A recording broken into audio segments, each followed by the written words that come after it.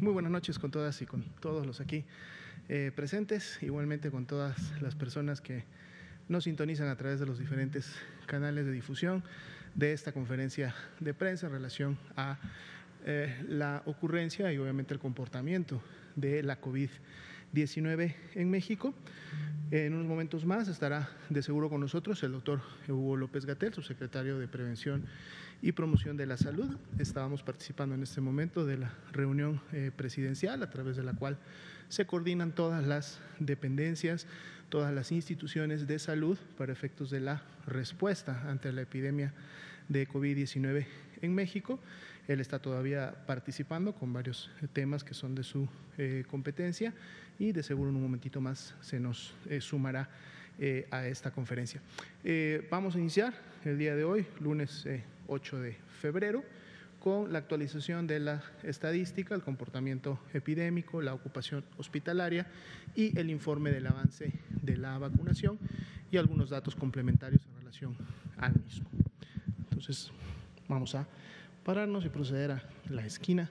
para tener una mejor visualización de la pantalla. Bien, actualizamos como todas las noches el comportamiento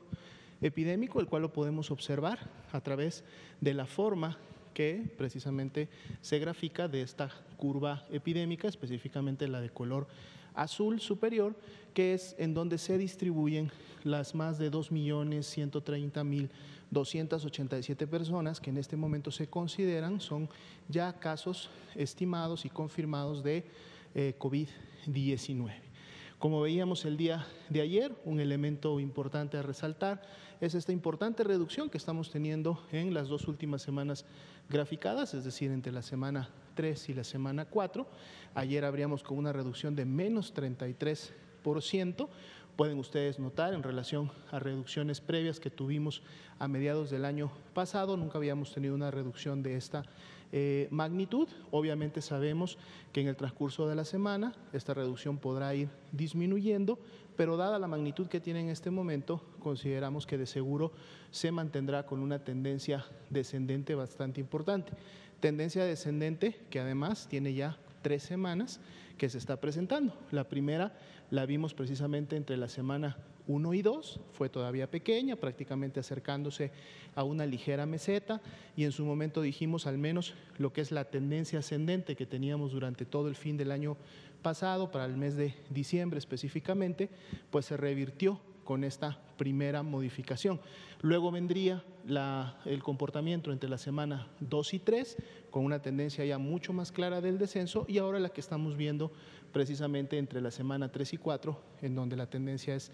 todavía mucho más clara. Obviamente que esta tendencia se mantenga, que la reducción continúe, no solamente para esta semana, sino en semanas posteriores, pues dependerá de que las medidas, la implementación de las acciones de prevención que de seguro se están llevando a cabo en la gran mayoría de las entidades federativas, el 75% de ellas, es decir, 24 entidades, están presentando este mismo comportamiento, es decir, tienen al menos 2 o más semanas de reducción de la carga de casos, de la carga epidémica, y esto se puede mantener, como decíamos, de también mantenerse las acciones de prevención y la disminución de la movilidad en cada una de estas entidades federativas.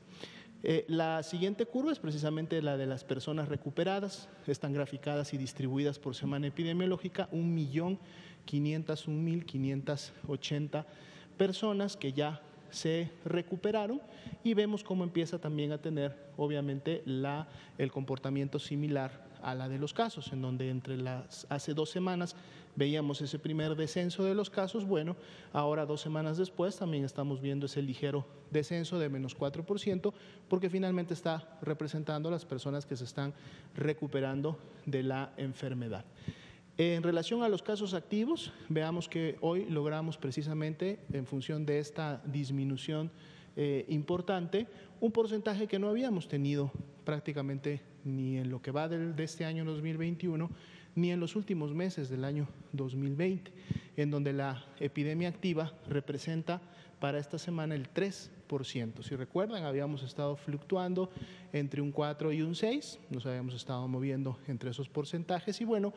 la reducción que tenemos esta semana lleva este indicador a una reducción del 3%, sabiendo que este grupo de 65.789 son precisamente las personas que en las últimas 2 semanas han iniciado con signos y síntomas. Entonces, en la medida que la carga de enfermedad, que la magnitud de la epidemia se reduce, disminuye, como lo estamos viendo ya en las últimas 3 semanas, obviamente las personas que inician con signos y síntomas en las últimas 2, pues entonces también se reduce y por lo tanto la epidemia activa en México tiene este comportamiento.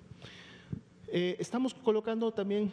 de manera general o para tener una perspectiva el total de esquemas completos que hasta el momento se han aplicado de vacuna. Cuando hablamos de esquemas completos, nos estamos refiriendo precisamente a las personas que ya recibieron las 2 dosis, en este caso de la vacuna de Pfizer-BioNTech, que es la única que hasta el momento estamos colocando y utilizando en México, pero que entonces al haber recibido ya las 2 dosis, pues bueno, entonces estamos hablando de personas que están ya por alcanzar la inmunidad o la eficacia que en su momento la vacuna ha demostrado tener. Recuerden que para lograr la inmunidad se estima que 1 a 2 semanas después de haber aplicado la segunda dosis es cuando se logra finalmente ya la inmunidad esperada, que para efectos de Pfizer-BioNTech, como sabemos, anda alrededor del 95%. Entonces es un dato también que vamos a estar obviamente resaltando en la medida que vamos avanzando con la campaña de vacunación a nivel nacional. Así también actualizamos para el día de hoy, como ustedes saben, desde que inició la epidemia en México y la pandemia obviamente a nivel internacional, COVID-19 es una enfermedad que puede producir serias complicaciones en las personas, afectar obviamente sus funciones vitales y lamentablemente causar defunciones. Hasta el día de hoy, para efectos de las defunciones que se han presentado desde el mes de marzo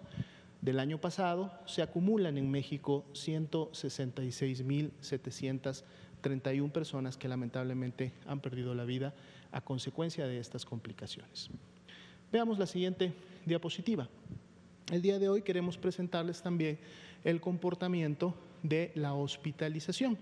En la curva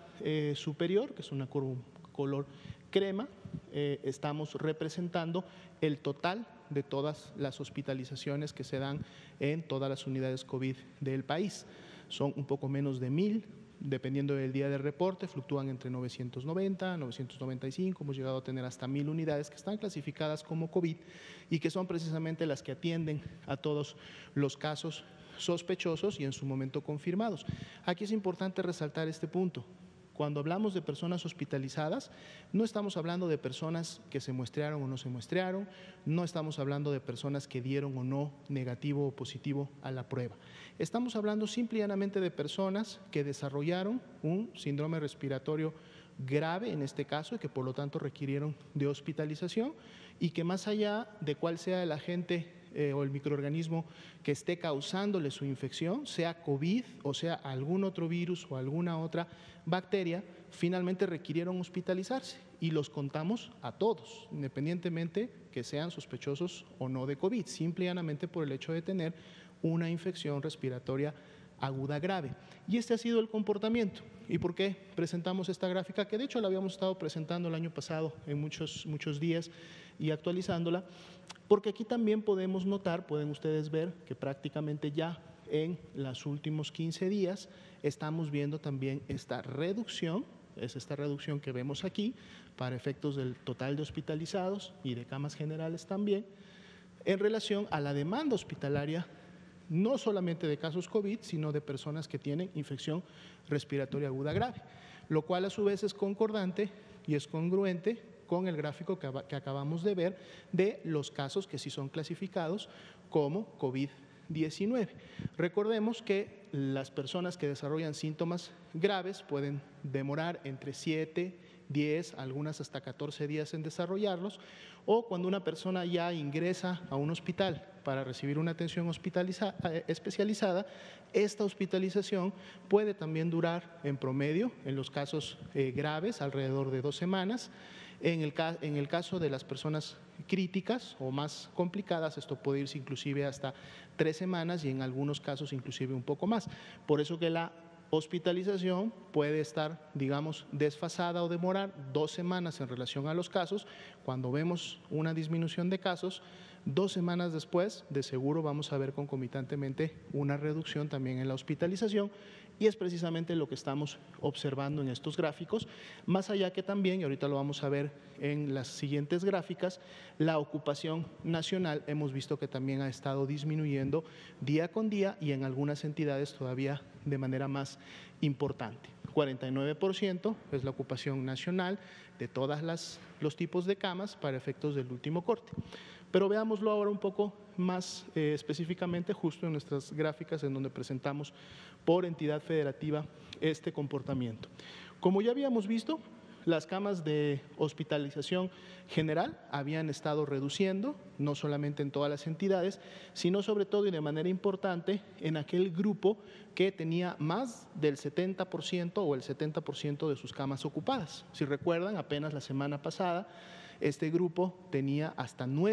8 o 9 entidades que tenían más del 70% de sus camas IRA general ocupadas. Bueno, la semana está abriendo ya con solamente 3 entidades, Ciudad de México, Morelos y Estado de México, que además no han tenido cambios importantes en relación al corte del día de ayer, pero si vemos los porcentajes y los comparamos también con los de hace 1 o 2 semanas, recuerden que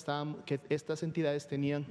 ocupaciones, sobre todo Ciudad de México y Estado de México, que llegaban a bordear el 90%, ¿no? Y ahora tenemos una Ciudad de México con un 79%, es decir, más bien se está alejando de la saturación, que obviamente sería un 100%, y empieza más bien a acercarse a este nivel de seguridad que es el 70%, está ya en un 79%, vemos un 78% en Morelos y un 75% en el Estado de México. Así también las entidades que están en el rango entre 69 y 50, que es un rango en donde las unidades de cada una de estas entidades deben de estar trabajando y identificando todos los recursos necesarios para poder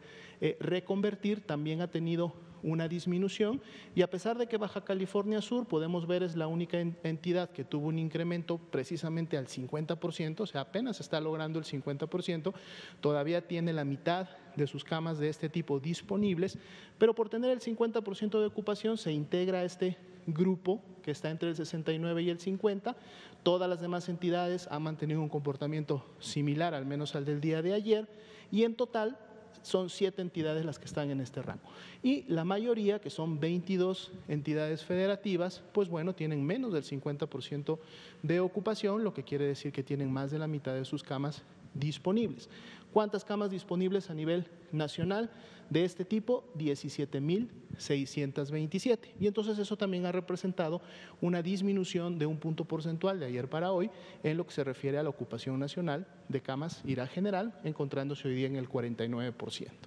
Situación similar ocurre con las camas con ventilador. Si vemos la siguiente diapositiva,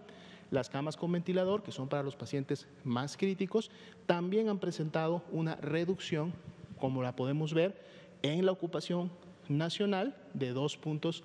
porcentuales, cayendo el día de hoy a un 46%, pero además, cuando vemos los grupos, si recuerdan aquí durante mucho tiempo, durante varias semanas, tuvimos 3 o 4 estados que estaban en más de 70% y hoy solamente se mantiene la Ciudad de México. Pero aún manteniéndose la Ciudad de México, veamos que la ocupación es del 76%, es decir, ahora ya está mucho más lejos que ese 90% o ese 85% que en algún momento llegó a tener en este tipo de camas, y más bien empieza a acercarse al nivel de seguridad del 70%. Son 6 entidades que están entre el 69 y 50,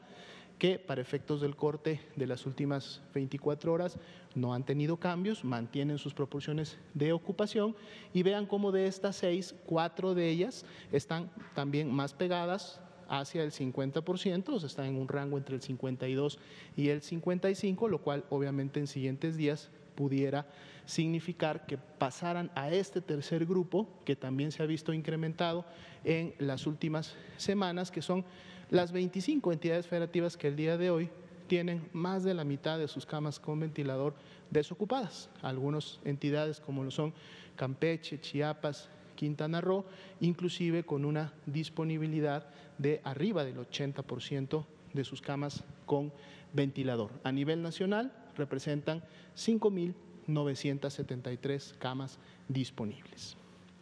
Bien, veamos el siguiente grupo de diapositivas. Vamos a actualizar un poco. Teníamos un buen rato que no presentábamos el panorama internacional y es importante comentarlo porque precisamente una situación que estamos viendo en México también se está evidenciando en otras partes del mundo. Aquí podemos ver cómo la epidemia activa es decir, los últimos 14 días, precisamente a nivel mundial también ha disminuido, de valores que estaban entre el 8 y el 9%, ahora se encuentran en un 6%, son los casos en las últimas 2 semanas. Si bien es cierto, América sigue todavía manteniendo el liderazgo en la carga de enfermedad con un 51.5%, Europa también ha empezado a disminuir, 32.5% es lo que representa el componente de su carga para efectos del total, y bueno, otras regiones del mundo que han tenido siempre un poco este comportamiento y una menor contribución a lo que representa la epidemia, la pandemia en este caso activa a nivel mundial. Si vemos la siguiente diapositiva, vemos ahora los casos diarios por millón y entonces aquí podemos empezar ahora sí a apreciar las tendencias que tenemos en cada una de estas regiones. Vean ustedes cómo la línea superior, que es América del Norte, la cual pues prácticamente para inicios de este año había llegado a uno de los picos o ACMEs más altos, más grandes, de hecho es el mayor de todos en toda la ocurrencia de la pandemia, como podemos ver en la gráfica, pues tiene prácticamente ya todo lo que va de este 2021 en un franco descenso. Las tendencias de los últimos días son todavía bastante pronunciadas hacia abajo, lo cual nos revelan que esta tendencia todavía podría mantenerse de esa manera en siguientes semanas. Vemos como Europa también, a partir prácticamente de las mismas fechas, ha iniciado también un descenso que también es continuo, y América del Sur, que había estado teniendo incrementos también asociados a las fechas o en los meses de diciembre, pues también está empezando a presentar a partir de este año 2021 un descenso en relación a su carga de enfermedad. Ya habíamos notado que Asia, África y Oceanía no es que no tengan casos ni tengan epidemias activas, pero cuando se comparan con las de América del Norte, Europa y América del Sur, pues obviamente su intensidad es mucho menor, se pegan al piso y vemos un comportamiento bastante basal. En la siguiente diapositiva podemos ahora apreciar las defunciones, también las defunciones nuevas por millón. Aquí todavía no tenemos decesos importantes. Recuerden que tanto las hospitalizaciones y luego las defunciones tienen un desfase, las primeras decíamos alrededor de 2 semanas, las segundas, es decir, las defunciones al menos 3 semanas. Y entonces aquí todavía estamos viendo para efectos de las 3 regiones que mencionábamos que se encuentran en una fase de gran magnitud, todavía en una presentación importante de la ocurrencia de estas defunciones, tanto en América del Norte, en Europa, en América del Sur, aunque para efectos de estas 2 últimas se empieza ya a ver o evidenciar una ligera tendencia descendente que, bueno, si se mantiene las tendencias descendentes de la carga de enfermedad, es decir, de los casos, de seguro también las defunciones podrán empezar a disminuir en siguientes semanas. Y nuevamente África, Asia y Oceanía, como han tenido menor magnitud en relación a este comportamiento de las defunciones, pues bueno, todavía tienen una disminución, en este caso un comportamiento basal cuando las comparamos con las de las otras regiones que han tenido una mayor carga. Si vemos la siguiente diapositiva, vamos a ingresar entonces ya al componente de la vacunación. Aquí en esta gráfica, si recuerdan ustedes, todos los días actualizamos las dosis que se aplican pues cada 24 horas, hacemos un corte en el transcurso de la tarde y para el corte del día de hoy se reportan 4.303 dosis aplicadas. Y recordemos que tanto las dosis del día de hoy como las de los últimos días que se han estado aplicando han sido en su gran mayoría segundas dosis. Estamos hablando ya de esos grupos que en su momento han empezado a recibir la segunda dosis y es por eso también el incremento que hemos empezado a tener en los esquemas completos de vacunación. Si vemos la siguiente diapositiva, aquí tenemos el acumulado del total de dosis aplicadas, que son estas 717.800 20 hasta el día de hoy. Y si vemos en la siguiente diapositiva, este mismo número, es decir, las 717.820, están distribuidas ahora en las primeras dosis, tanto que se aplicaron al personal de salud, 620.934, como las que se aplicaron al personal educativo, 17.457. Recordamos claramente que el personal de salud, en este caso de primera línea, empezó a vacunarse desde el pasado 24 de diciembre y en la medida que fue avanzando la vacunación e inclusive llegando a la semana que inició el 12-13 de enero, en donde hubo una intensificación de la vacunación con ese poco menos de 500.000 de dosis que llegaron en su momento, pues obviamente es el personal que ha avanzado ya con sus segundas dosis y por eso este registro de 79.429, que además representa el 13% del total de personas que recibieron la primera dosis. El personal educativo en el estado de Campeche, que es donde se inició con este protocolo para vacunar a personal educativo, todavía no está dentro del parámetro que se definió para efectos de las segundas dosis y de seguros ellos empezarán a recibirla a partir de la quincena de febrero en adelante, en la medida que cada uno de ellos, recordando que también en Campeche la vacunación no fue un solo día, se inició un día sábado y prácticamente se vacunó toda la siguiente semana. Entonces, en la medida que los maestros, maestras y todo el personal educativo vacunado empiece a cumplir con las ventanas de los tiempos requeridas, pues de seguro empezarán también a avanzar con la aplicación de su segunda dosis. Veamos por favor la siguiente diapositiva. Bien, aquí tenemos el avance por entidad federativa, 29 entidades de 32, la gran mayoría, ya completaron el 100% de la aplicación de las dosis que llegaron el 20 de enero y que se les enviaron para efectos de iniciar con esa primera dosis. Y en el caso de Ciudad de México, de Coahuila y de Nuevo León, ellos tienen también ya un avance de la segunda dosis, recordando que estas tres entidades fueron las que iniciaron de manera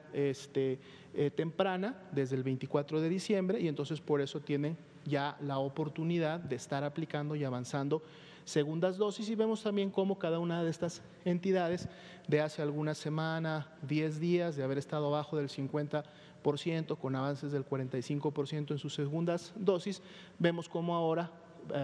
la que menos tiene un avance del 60% y por ejemplo tenemos una Ciudad de México ya con un avance de un 81-82% y un estado de Nuevo León prácticamente ya acercándose al 90% de lo que representa la necesidad de sus segundas dosis y bueno, entonces tenemos un avance general para efectos de la Estrategia Nacional de Vacunación del total de dosis que hasta el momento han llegado de este 91%.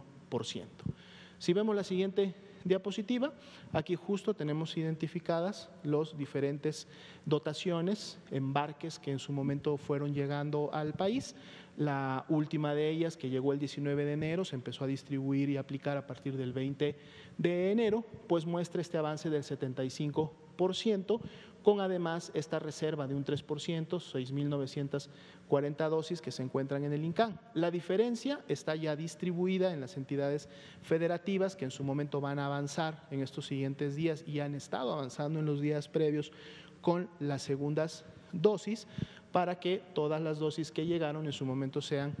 aplicadas y utilizadas en base a los esquemas y a los calendarios que se han definido. De este total de dosis recibidas hasta el momento de 766.350. Veamos la siguiente diapositiva. Tenemos el tema de los eventos supuestamente atribuibles a vacunación y es importante resaltar este término, eventos supuestamente atribuibles, es decir, en este momento no se está todavía diciendo ni afirmando que las manifestaciones, los signos y los síntomas que una persona presenta después del evento de la vacunación sean por efectos de la vacunación. Por eso se denominan supuestamente atribuibles. Viene todo un proceso de seguimiento, de estudio, de evaluación clínica por expertos en un momento determinado, tanto a nivel nacional como a nivel local, que son los encargados de llevar a cabo los trabajos de dictaminación que en su momento pueden encontrar y conferir una causalidad, es decir, asociar que efectivamente la colocación de la vacuna produjo las manifestaciones o los efectos de signos y síntomas en la persona. Y lo que hasta el momento se ha notificado, pero por eso es importante identificar de manera oportuna y temprana un evento supuestamente atribuible y notificarlo para efectos de que entre al proceso precisamente de seguimiento y clasificación, 6.269 ESAVIS al día de hoy.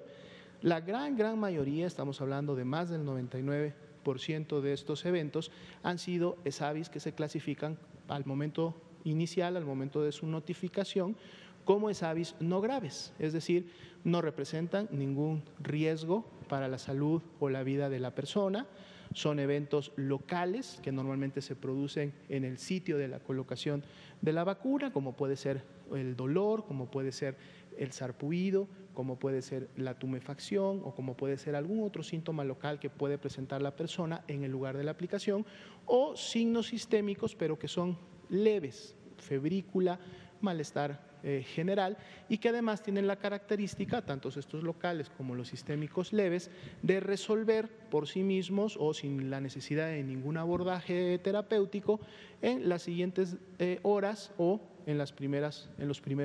días inclusive. Cuando estas manifestaciones clínicas que presenta una persona pues tienen ya alguna implicación que inclusive requiere su valoración por un servicio de urgencias o inclusive la hospitalización para llevar a cabo análisis de laboratorio, valoración por los especialistas clínicos y un seguimiento mucho más obviamente controlado en una cama de hospital, pues entonces puede pasar al grupo o se pueden clasificar como los ESAVIS graves.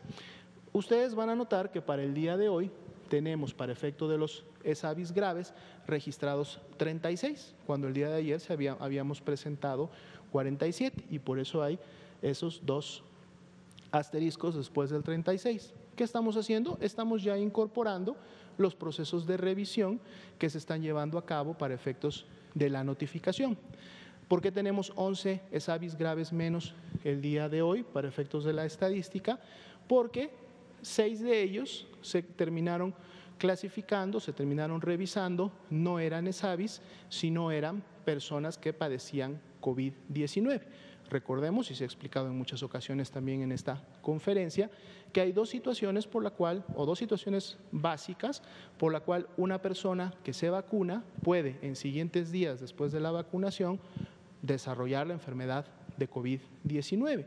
Una es porque al momento de la vacunación la persona ya estaba contagiada, pero todavía se encontraba sintomática y por eso al momento de ingresar al filtro o pasar la revisión antes de la vacuna, al no expresar signos ni síntomas de enfermedad, ni tener el antecedente de haber padecido la enfermedad, pues la persona recibió la vacuna. Recordemos que el periodo de incubación de COVID-19 puede extenderse hasta 14 días, ¿no? Entonces, cualquier momento, día posterior a la vacunación, la persona inicia ahora sí con los signos y síntomas de la enfermedad, acude a unidad médica, se le realiza la valoración, se la clasifica como caso sospechoso, se le toma la prueba correspondiente y resulta confirmada a COVID-19.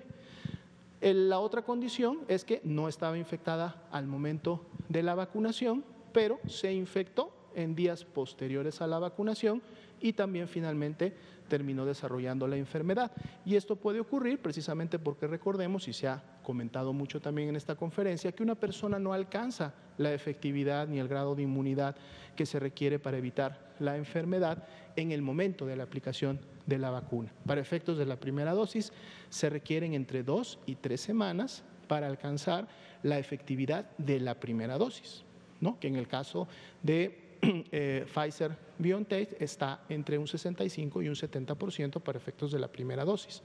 Y cuando recibe la segunda dosis, en este periodo que puede ir entre los 21 y los 42 días, es cuando recién entonces alcanzará el potencial máximo de efectividad de este 95%. Pero aún cuando se le aplique la segunda dosis, deberá pasar entre 1 y 2 semanas preferentemente para entonces pensar que esa persona ya alcanzó ese nivel de efectividad y que por lo tanto ya no debiera, aunque se contagiara del virus SARS-CoV-2, pues ya no debiera desarrollar la enfermedad COVID-19. Entonces, 6 personas desarrollaron COVID-19, los signos y síntomas que tuvieron fueron por efectos del COVID-19 y no por efectos de la vacunación. Y 5 personas que se hizo la revisión y la valoración de la información no cumplían con los criterios necesarios para ser clasificados como ESAVIS graves, entonces fueron, digamos, reclasificadas para efectos de ESAVIS no graves. Y entonces es por eso que ahora nuestra estadística,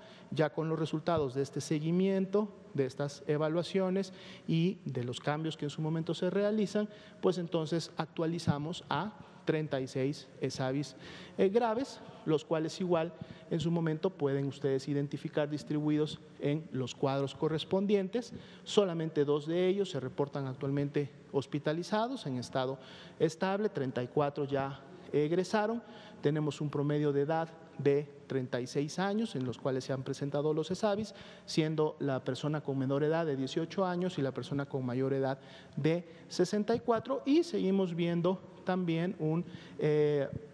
una presentación para efectos del sexo mayor en el caso de las mujeres. Estamos conduciendo ya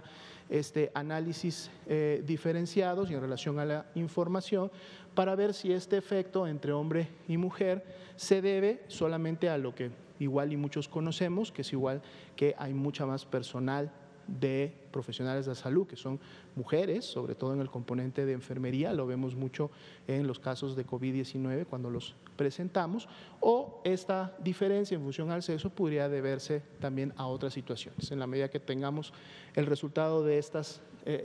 análisis, de esta investigación, los estaremos presentando y bueno, ustedes también aquí pueden tener la distribución de cómo se han presentado estos ESAVIS graves para cada una de las entidades federativas. Veamos la siguiente diapositiva. Esta diapositiva la empezamos a anexar la semana pasada, precisamente posterior a la activación de la plataforma para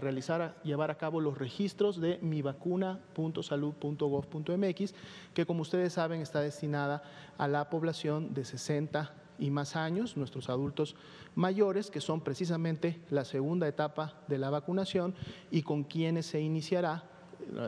esta vacunación, ni bien se tengan disponibles las siguientes dosis que llegarán no solamente de Pfizer-BioNTech, sino también de otras vacunas que en su momento están ya a puertas de poder recibirse. Al corte del día de hoy tenemos un avance en el registro del 27%. Este 27% se calcula en función de la totalidad de personas que se tienen registradas en los datos de 60 años y más cumplidos, que son 14.460.754 a nivel nacional, de las cuales hasta el momento ya se tiene registro en la plataforma de Mi Vacuna de 3.920.827. Esto es un corte preliminar que es entre las 5 y las 6 de la tarde. Es muy probable que para estas alturas de la noche ya hayamos superado los 4 millones de registros. Ahora, recordemos, no necesariamente este registro o las personas que se están registrando en mivacuna.salud.gov.mx estamos esperando que sean los 14.460.000. ¿Por qué? Porque muchas de las personas que tienen 70 años o más, o en el caso de las personas indígenas, 65 años o más, ya contamos con sus registros en los padrones, no de todas obviamente, pero de una gran mayoría de ellas, del bienestar, ya que estas personas son beneficiarias de los programas que precisamente se tienen de apoyo a los adultos mayores. Entonces, dado ya que ya se cuenta con su información, esta información es mucho más sencilla en su momento ingresarla, conjuntarla y entonces poder ahora sí tener un padrón total. A estas personas se les ha estado hablando por teléfono precisamente para reconfirmar lo que se está queriendo hacer también con la plataforma de Mi Vacuna, que es confirmar que la persona está residiendo en un municipio determinado. ¿sí? Y que además la persona pues obviamente está dispuesta o tiene intención de recibir la vacuna, ¿sí? Estos dos datos son importantes para la planeación de cómo se va a hacer la distribución de la vacuna. Es por eso que se ha dicho a las personas que se están registrando que no se preocupen, el número de su registro o el lugar en el cual ellos se registraron no significa para nada ni representa el orden en el cual lo van a vacunar. ¿Por qué? Porque la vacunación va a depender de la distribución en el territorio nacional que tengan estas personas. Lo que se quiere saber a través del registro, el registro va enfocado a poder conocer, por ejemplo, cuántas personas que van a recibir la vacuna en esta segunda etapa están en este momento residiendo en el municipio X o en el municipio Y. ¿Para qué? Para entonces poder programar el envío de la cantidad de vacuna correspondiente a un número de personas a ese municipio y activar los puntos de vacunación en función de la necesidad que se va a tener, porque habrá municipios que tengan a lo mejor poca cantidad de personas con estos o en estos rangos de edad, pero habrá otros que tengan mayor cantidad. Entonces, ahorita el objetivo de esta plataforma no es todavía asignar el turno de vacuna, ni es en su momento ya decir esta persona sí o esta persona no, o esta persona va primero, recordando que la estrategia y en este caso la política nacional describe muy bien que se debe de iniciar con las personas mayores de 80 años, luego seguirán las de 70 a 79 y luego las de 60 a 69, pero todo esto conlleva a una logística muy importante cuando ya hablamos de llevar y aplicar la vacuna en cada una de las localidades y acercar la vacuna lo más cerca posible a la persona que la requiere. Entonces, en esta fase, ese es el objetivo de este padrón, de esta plataforma. Y posteriormente, una vez que ya se tengan conjuntados los datos que están saliendo de mi vacuna con los padrones preregistrados, entonces sí vendrá todo un proceso de asignación, que por eso se les está solicitando a las personas a través de este sistema, actualicen también su número telefónico, actualicen de ser posible para que los que lo tengan un correo electrónico, para entonces en momento posterior poder entrar en comunicación y entonces ya poder comunicarle a la persona dónde le va a tocar, en qué punto de vacunación deberá de acudir, en qué día y en qué hora a recibir la vacuna. Y algo que también es importante comentar es que se ha dicho mucho que obviamente no todas las personas cuentan con sistemas informáticos, no todas tienen acceso a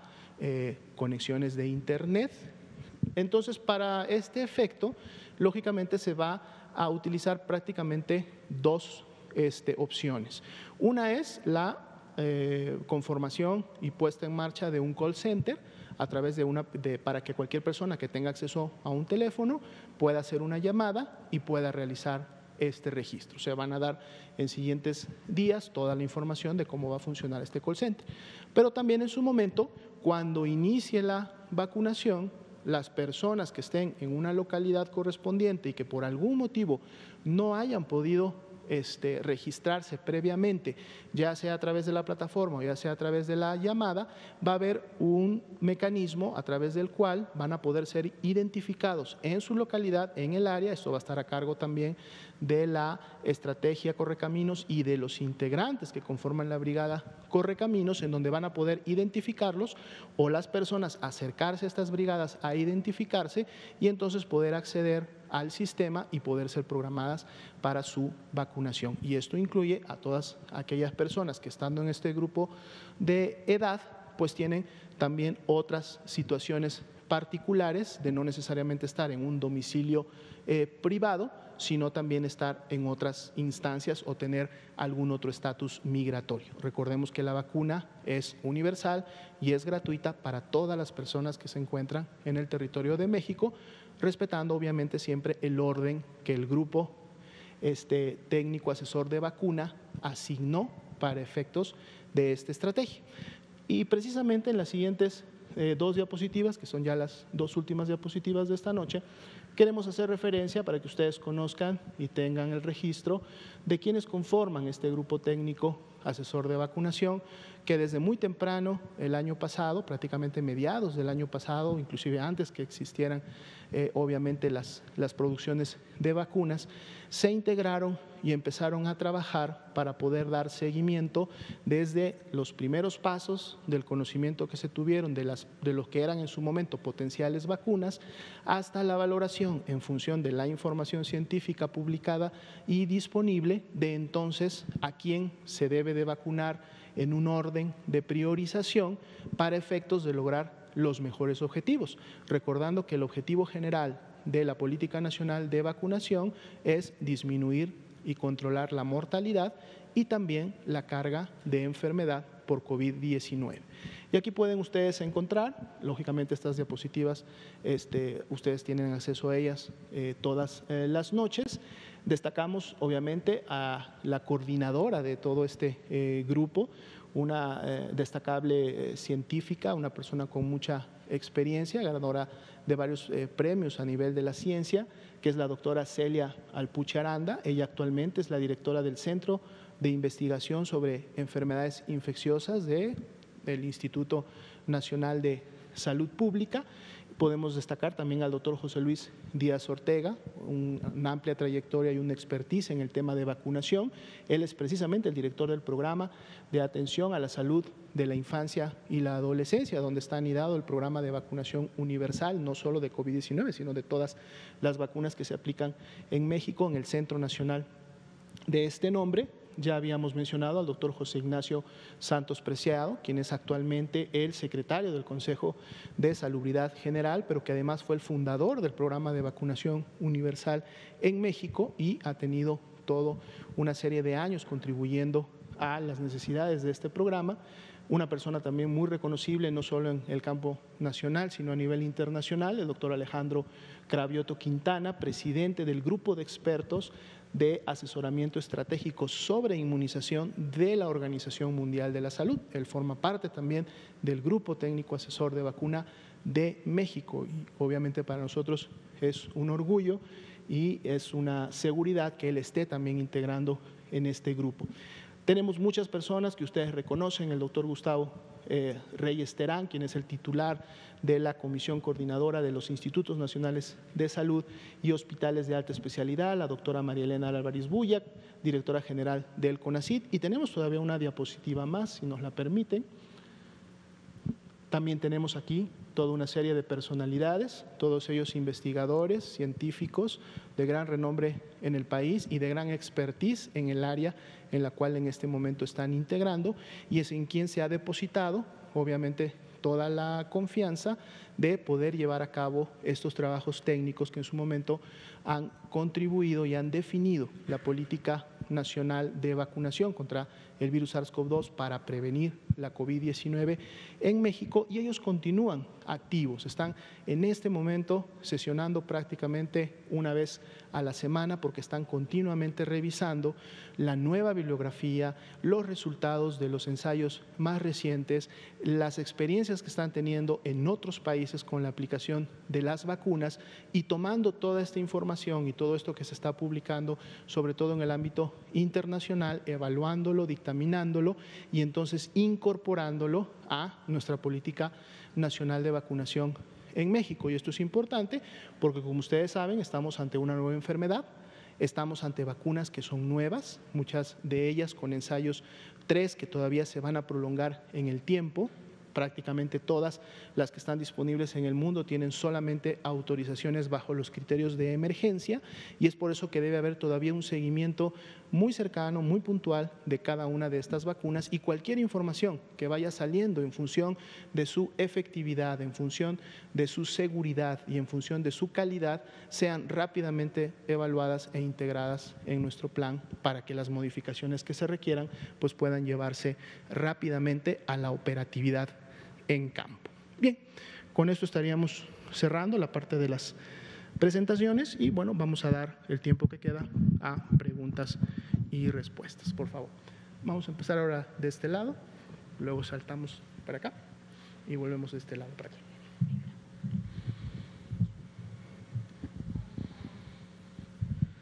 Buenas noches, doctora Lomia. Gerardo Suárez, El Heraldo de México. quiero preguntarle sobre lo que comentó en la mañana el presidente López Obrador en cuanto al tratamiento que siguió para atender su enfermedad por COVID-19. Si nos puede decir qué tratamiento fue. Han circulado versiones de que uno de los ensayos clínicos que se realiza en este Instituto Nacional de Nutrición, donde participó el presidente, el ensayo se basa en el Remdesivir y otro medicamento que se llama Baricitinib, si no me equivoco. Si son estos los medicamentos que se le recetaron al presidente, y una vez que ya el mandatario regresó a sus actividades, ¿hay alguna indicación médica que se le haya dado al mandatario que tenga que seguir, aunque ya se haya recuperado, si continúa, por ejemplo, la medicación o alguna otra actividad que los médicos hayan indicado al presidente? Gracias. Cómo no, con mucho gusto. Precisamente nos encontramos hace un momento en una reunión con el señor presidente. Como comentaba, esta es una reunión que se lleva al menos 2 veces a la semana para efectos de todo el grupo interinstitucional. Él tiene toda otra serie de reuniones todos los días que lleva con grupos específicos, sobre todo ahora enfocado al tema de la vacuna. El señor presidente pues se ve muy bien, se ve con un buen estado de salud, está lógicamente al pendiente de todos los trabajos, está generando y sigue generando las instrucciones y las indicaciones necesarias para continuar tanto con la atención de la epidemia en México como para poder tener rápidamente y lo antes posible la mayor cantidad de vacuna posible para poder continuar con el Plan Nacional de vacunación.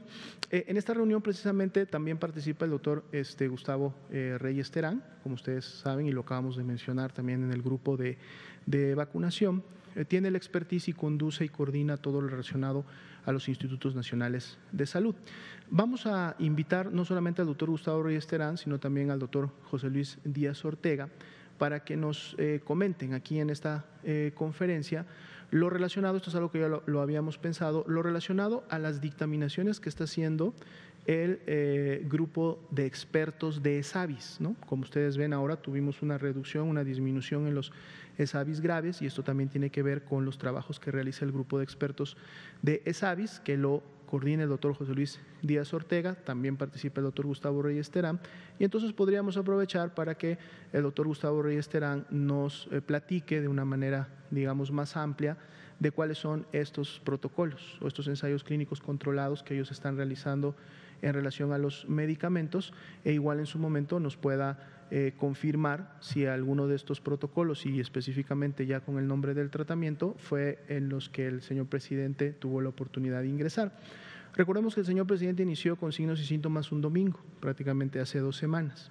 La evolución de él fue muy buena, es decir, los primeros días fue cuando estuvo presentando los signos y síntomas de la enfermedad y prácticamente antes que terminara la primera semana, él se encontraba ya asintomático y la segunda semana, que fue la que terminó precisamente el sábado,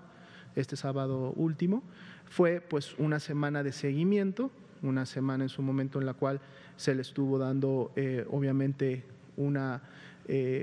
revisión clínica por parte de los médicos especialistas, se le tomaron también exámenes de laboratorio, obviamente para conocer sus niveles biológicos correspondientes, pero fue más una semana de seguimiento, es decir, ya esta última semana el presidente se encontraba bastante bien, se encontraba asintomático, en un muy buen estado de salud, atendía reuniones a través de las videoconferencias, de las llamadas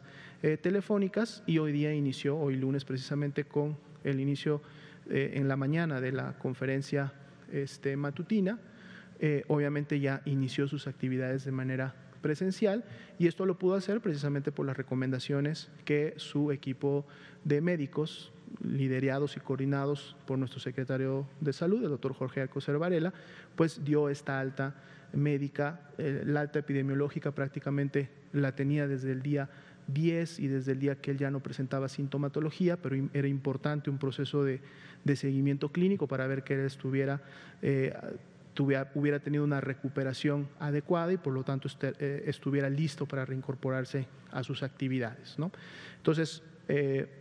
comentamos con el doctor Esterán para que en la brevedad que le sea posible nos venga y nos comparta estos protocolos y sobre todo el relacionado al señor presidente. Recordemos que más allá de lo que se puede haber observado o no en el señor presidente, los protocolos, los ensayos clínicos controlados integran a una cantidad predefinida por los científicos que lo llevan a cabo de personas, ¿no? Y entonces poder en su momento atribuir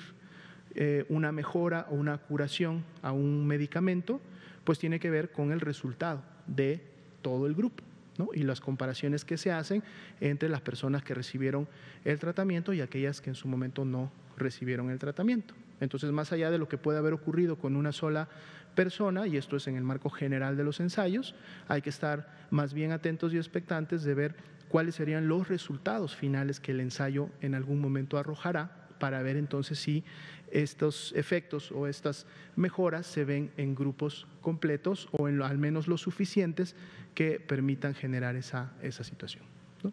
Bien, habíamos conseguido de este lado, por favor. Gracias, doctor. Blanca Valadez de Milenio. Solamente entiendo que nos van a detallar el protocolo clínico, solamente saber si este protocolo clínico que se aplicó al presidente tiene que ver